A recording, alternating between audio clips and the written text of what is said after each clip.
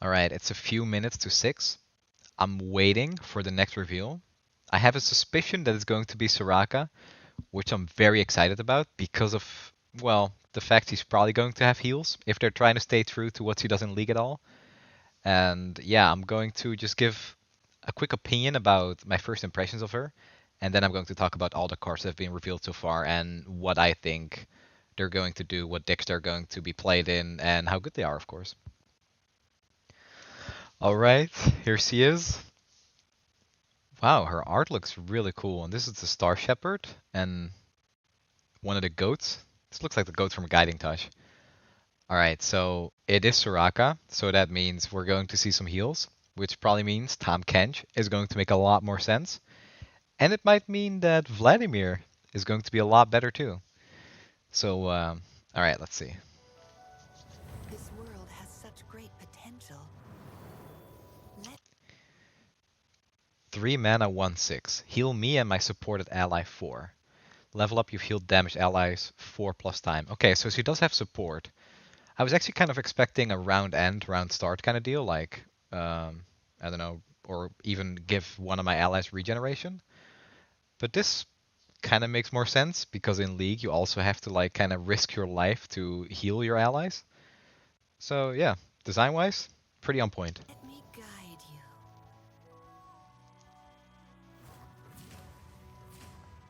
How is your Oh, little okay. shepherd? Feel stronger every It's a day. cool Just combo. like me.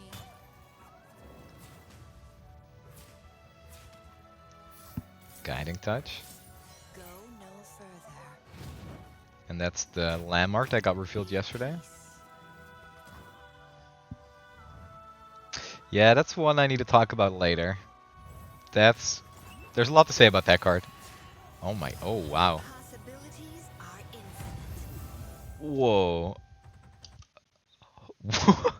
Wait, that looks sweet. The first time you heal a damaged ally each round, draw 1. Support fully heal me and my supported ally. Wow. Okay, so before this, before Runeterra, I played a lot of Duelist and Hearthstone, and one of my favorite cards from Hearthstone was one that not many people used, was the Soup Vendor. And the Soup Vendor was whenever you heal something for 3 or more, draw a card.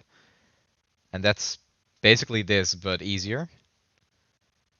I love this effect. It's actually kind of, it's not like super out there. There's not like a lot to think about. It's just, this is so cool with Tom Kench too. I feel like Soraka Tom Kench is just a deck that makes a lot of sense right now. And obviously Soraka Noxus with Vladimir. Okay, I really like this. This is actually like the first thing I'm going to try when the expansion comes out is Soraka Tom Kench deck, no doubt. I'm happy with this. 3 mana too, man. 3 into 4.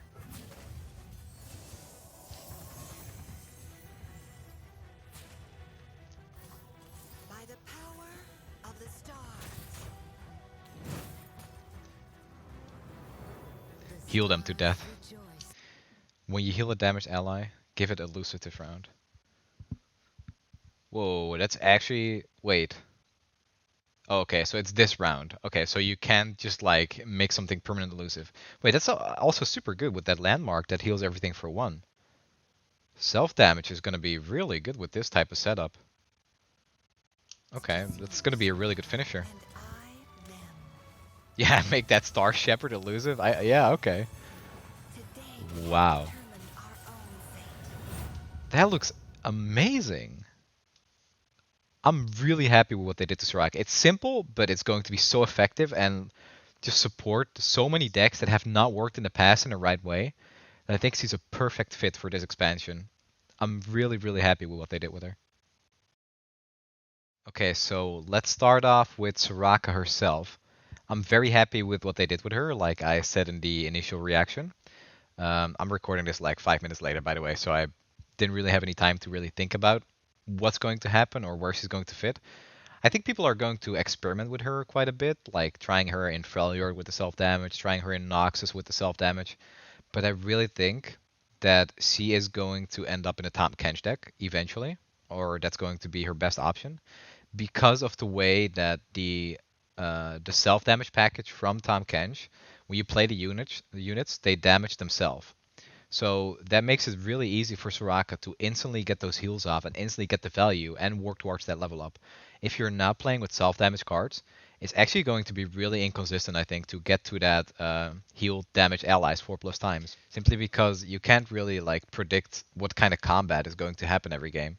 You don't even know if you're going to get heal cards in your hand when you try that. But by including Guiding Touch, by playing Soraka herself, by playing Star Shaping, by playing Lifesteal, by playing Regeneration units, you're going to guarantee that if you play those self-damage units too, that you will eventually level up Soraka. And with eventually, I actually mean that it's probably going to be pretty fast. Um, there is a landmark that got revealed yesterday that passively heals by 1 every turn that I'm going to talk a little bit more in depth about in after a few cards. But I think with that card, you're actually going to power level Soraka. Just imagine that 1 drop that damages itself for 2, and then you play the landmark on 2. That's already 1, and then maybe on turn 3 you play the Fortune Croaker or the Boxtopus. You're already going to be at, I don't know, you're going to be at 3. You're going to be at 2 or 3, and that's only 1 off from Soraka herself. If you play Soraka on 3 too, and you attack with a Boxtopus or the other 1 drop, you have a 3/4 challenger that just probably gets a 2-for-1 trade. And the fact that it is challenger might actually keep Soraka safe too, because for 1 attack, he's not going to accomplish much in combat. So that's why I like her the most with Tahm Kench from what we've seen so far, because not only does he curve 3 into 4, it's also really funny that with Tahm Kench you could probably eat the Soraka with Bayou Brunch to give Tahm Kench +6 HP, and then you release Soraka once he's leveled. So once you've healed 4 times, well, you have to level Tom. I mean, that's not going to be super consistent, but the fact that Soraka only needs to see, she doesn't need to see you. I mean, you only need to heal 4 times and then she's leveled. She doesn't have to be on the board for that. It's not like Taric where he has to see you buff cards or has to see you support units. You just have to heal your allies 4 times, and then she's leveled. And yeah, I just love her level up ability. The first time you heal a damaged ally, each round draw 1. That's fantastic. It's so simple. It's not like the Tahm Kench reveal where I had to pause like 5 times to figure out what he actually did. No, Soraka's just okay. When you heal, draw 1. It's a simple effect, but it's good. That's going to carry the deck so far. I don't even think like the fully heal me and my supported ally is like that big of an upgrade, because most things when you heal them for 4, they're going to be at full HP again anyway. So yeah, I do think that some people are going to be disappointed with how bland Soraka might seem, but I actually think she has so many different applications that I'm very happy that they took this direction with her, and I'm going to love playing her. This is going to be my most played champion from Targon. I can tell that already. So next up is Soraka's Wish, which is her champion spell. Fully healed damage allies, and shuffle Soraka into your deck. Yeah, okay, so it's just fully healed damage allies. For 3 mana and slow, I'm not sure how good this is. I think this is a little bit too niche. Like you're not always gonna get a lot of use out of this. I think this is great as a champion spell, but I don't think it's great to main deck. I could be wrong on this though. But for 3, I feel like this should be 2 mana. If it was 2 mana, it'd be main deckable. 3 mana feels like a little bit too much, because you're So you want to use this on either one big dude that's damaged, or you want to use it on a full board that took like 1 damage or something. So that's another thing with the self-damage package from Bilgewater. They just damage themselves, and it's not like they get value when they get damage. It's just their play effect. So I feel like a card like this will be a lot better in the Noxus Crimson package, because there you want to like actively, continuously self-damage your units as much as you can, and if you can keep them healthy that way with Soraka's Wish, or just Wish, it's actually a very valuable tool. But my mind is kind of going to Tahm Kench Soraka, and I think in that deck, it's not necessarily that good. I'm willing to be wrong on this though. I think you might include 1 copy of this, but even then, I don't think you run this if you also run the landmark. I think this is good as a champion spell. I don't think this is good as a card in your deck. And then next we have Astral Protection. Heal an ally 4 and grant it +0/+4. I like this card a lot. It's a little bit expensive again, but I think for an effect like that, it kind of makes sense. So once again, in a Tahm Kench deck, this is great on Tahm Kench. Tahm Kench is going to get damaged, and that can often mean that you're just giving Tahm Kench +0/+8. +0/+8 seems pretty good on a unit like Tahm Kench that's just eating and removing your opponent's units. This is also going to be good in like a Taric deck. So imagine a Soraka Taric deck, just full on support. Wait, that's actually so funny because it's 3 into 4, and then you have like the Mountain Sojourners to buff your Soraka and your Taric. Oh, there could be something there. And Legion's Targon heal deck, heal support deck. All right, that's something I'm going to toy with too after Tahm Kench. And that's another deck that I think Astral Protection is going to be quite good in. Yeah, I like the card. I don't think that you're ever going to run 3 of them, but in a deck with Soraka, I think you're going to want to play this. It's good enough for that. Okay, and then we have Stargazer. When you heal a damaged ally, give it elusive this round. So this is actually really insane, I think, because if you have this on the board and you attack with Soraka and she heals herself and her ally, they get elusive before your opponent can like stop the elusive from going off because it's on attack. So I think this is going to be like the big finisher in Soraka decks. I think this card is very, very good. And in the right deck, this is going to carry a lot of games. I'm very glad it says this round. Give it elusive this round. Because if that was permanent, it'd be insanely broken. All these cards just scream anti-aggro. Like remember the days of just elusive Ionia with stuff like Zed? What's Zed gonna do against even a Soraka? It's a 1/6. You give Soraka 1 gem and she just demolishes Zed.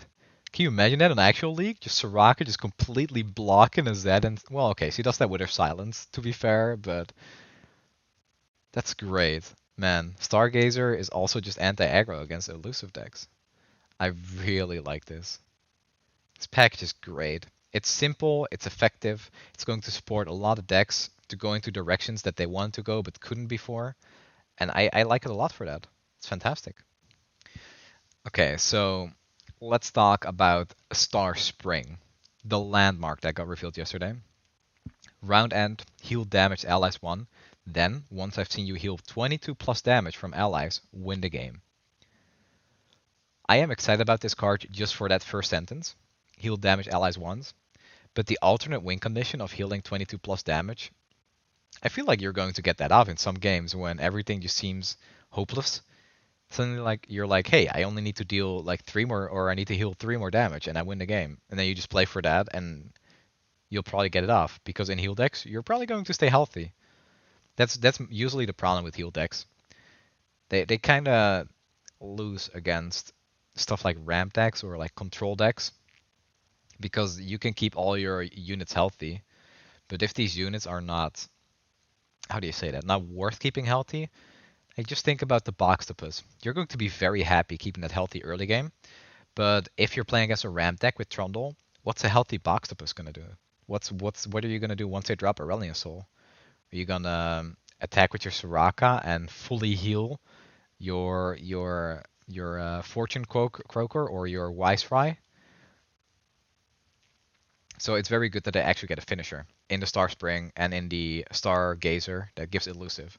An actual finisher is really what the deck needs, and now they kind of have two in the form of elusive or this alternate win condition. I really like it. Like round end heal damage allies 1. That's perfect. That's fantastic for those self damage cards. It's all I asked for. In my Vladimir video, when I talked about some ways to rework some of the Crimson units, I mentioned for the Crimson Awakener that he should deal 1 damage and then heal everything 1. But that's what Starspring does, except it doesn't even damage the allies by 1. It just heals them for 1 at the end of every turn. This is so good in self-damage decks. I'm incredibly happy that they printed this, and I'm even happier that it's at 2 mana and with an alternate win condition. Definitely feel like this is going to be one of my most played cards. Like I could not be happier. This expansion just brought everything I wanted. I was like I enjoyed myself so much in Rising Tides because Bilgewater was just my favorite region with like those wacky characters. And now they're giving me a heal deck that can pair with my favorite region. Don't get me wrong, I don't love Bilgewater because it's so broken. I really just love it for their colorfulness, their high risk, high reward playstyle, and like I said, they're wacky characters and the millions of options you get every time you play Bilgewater. No game plays out the same way you go Bilgewater, unless, Swain decks, Pirate aggro decks. Those have just been a little too effective, but still. And then we have Spring Guardian. When I'm summoned, create a Spring Gifts in hand. And Spring Gifts fully heal an ally. I think this card is okay. This card is just it's pretty good, honestly. I feel like once again in decks with Tom Kench or even like the on a card like Scar Mother Vienna, you're going to be happy to play this. Yeah, you're going to make a lot of opponents angry with this, like especially those low attack, high health targets that they think they can just kind of whittle down, like just deal 3 damage to it every turn with a block and then eventually finish it off. And then you're like, nope, Spring Gifts, full HP again. Yeah, it's a good card. It's okay. I played in my Tom Kench deck. And then there's Crystal Ibex. I'm not sure if I pronounced that right, but it's a little crystal horse deer kind of thing. Play, grant an ally overwhelm, and it's a 4 mana 4/4. I think this card is very effective for what it does for its mana cost. Maybe even a little too effective. This card is just excellent. Give an ally overwhelm like on demand. You don't even have to like Zenith Blade and then wait and hope your opponent doesn't interact with it. This is actually what this and the next card, the Sneaky Zeebles, is probably what's going to make Yasuo Leona decks work. Like even this on a Star Shepherd or on the Blade Twirler, it's going to be a insane combo. Like very often I've played games where I played a Star Shepherd and got it to like 15 attack and I'm like, well, the entire game I've kind of supported you, but all you're doing is just be a slight inconvenience for my opponent because they can so easily block you with jump blockers or eventually just remove them with one simple spell. I think this card is going to up the threat level of those type of cards by quite a large margin. I also think with cards like Bayou Brunch, you're going to be able to grow your allies kind of big, and then giving them Overwhelm is just a nice finisher. So yeah, for the heal decks, we've seen finishers in the Stargazer for elusive. We've seen Starspring for the alternate win condition, and now the Crystal Ibex too, kind of. So yeah, I think heal decks are going to be on a competitive level. I think once they come together and they get refined, which is going to be my main mission, by the way, they're going to be good. Alright, and then we have Sneaky Zeebles. A 5 mana 3/3 elusive. Play, stun enemies with 2 or less power. If we got this card any earlier, Pirate aggro decks might have been gone from the meta. Because this stops Zap. This is a hard counter to Zap.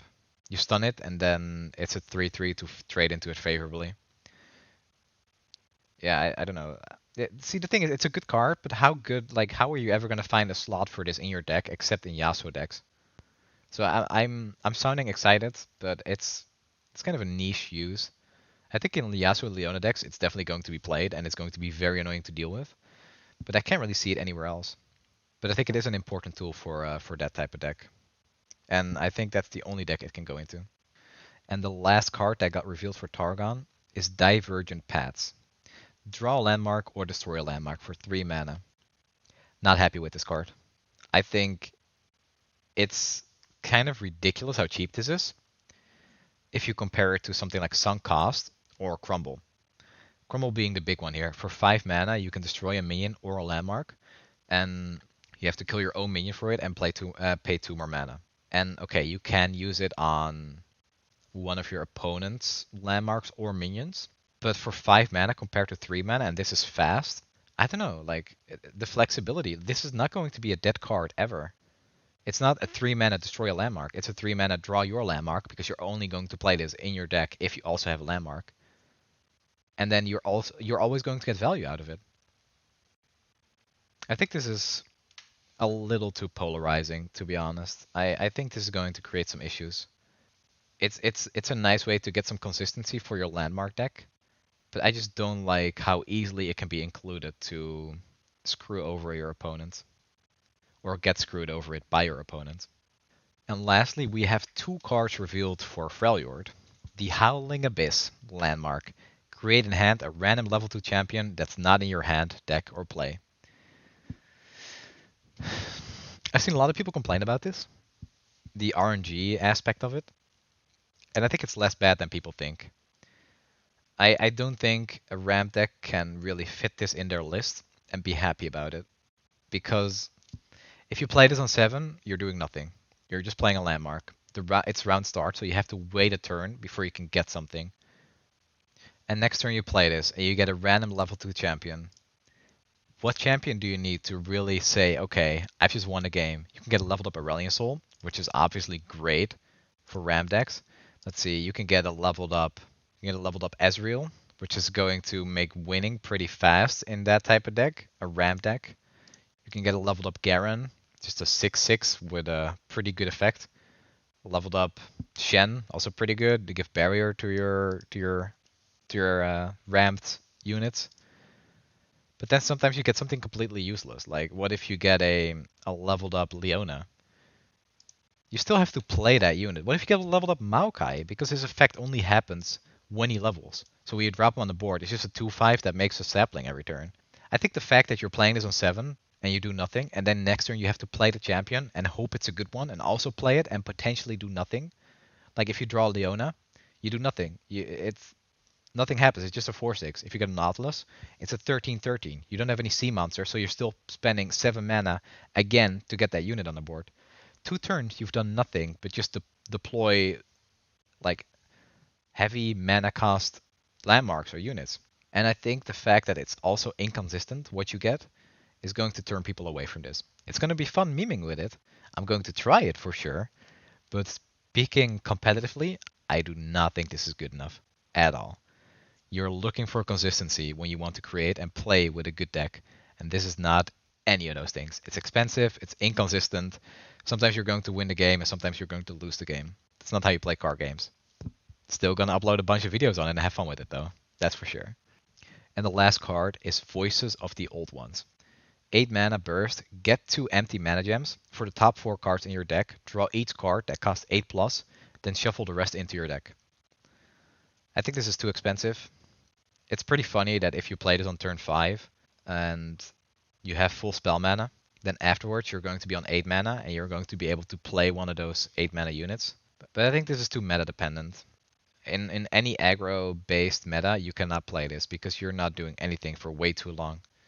Yeah, I don't know. You can draw the Cold Stone Nuts and play this on 5 and then into a Trinamir on 8, or what else is good on 8? I don't know, maybe you've ran before, maybe you have some stones on the board, like a Weirding Stones or Faces of the Old Ones, and you just play an Aurelion Soul. And yeah, you're going to blow those games out. But aside from that, I think it's too risky. I'm willing to be wrong on this though, but I really can't tell. I don't play much ramp myself. I find it's not my type of style. So hard to say. I think it's not quite good enough, but it's an interesting card. And we've actually seen a lot of ramp tools this expansion, which I think is kind of cool. Alright, so those were all the cards. Once again, I hope you guys enjoyed this video. Let me know if you agree or disagree with my opinion on some of the cards. What do you think? What are your favorite cards revealed? And I hope to see you guys for the last reveal in a few days.